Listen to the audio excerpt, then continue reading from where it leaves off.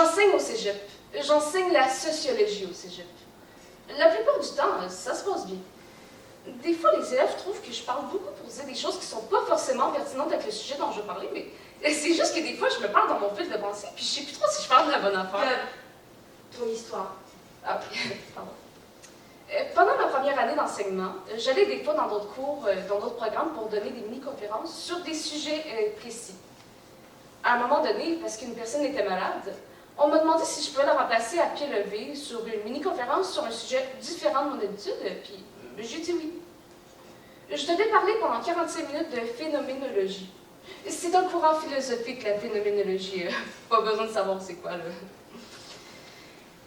Je connaissais donc un peu les théoriciens. J'ai étudié Husserl à l'université. Pas besoin de savoir c'est qui.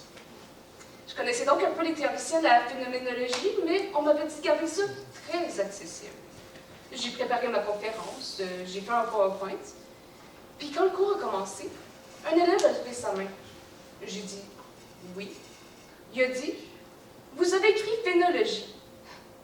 Ça commençait pas bien.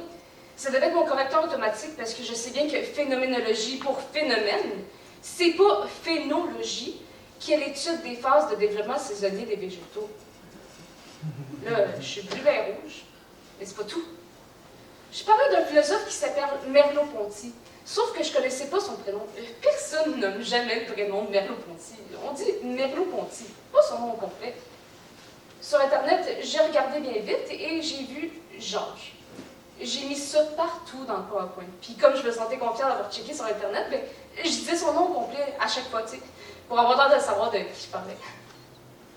Sauf que son nom complet, c'est Maurice Jean-Jacques Merleau-Ponty. Jean-Jacques, on dit jamais ça. Ceux qui connaissent son prénom savent que c'est Maurice Merleau-Ponty. Puis ben, ça a bien l'air que celui qui connaissait son prénom était dans ma classe. Le même élève qui avait souligné ma faute de phénologie a levé la main. Il a souligné mon erreur, puis là, j'ai commencé à être vraiment gênée. Son père enseigne la philosophie à l'université. J'ai commencé à bafouiller, à pas avoir l'air de savoir de quoi je parlais. Je connais ça, là, un peu. Je pourrais vous en parler ce soir. Je vais pas le faire, mais j'ai des bases. Assez pour une introduction, pour des élèves du cégep. À un moment donné, les rôles étaient tout mêlés. Les élèves, lui en particulier, se sont mis à me poser des questions sur ma formation en philosophie. Mais j'en ai pas. Moi, je suis prof de socio, pas de philo. À un moment donné, plus personne m'écoutait. Je suis sortie du local. Je suis juste partie.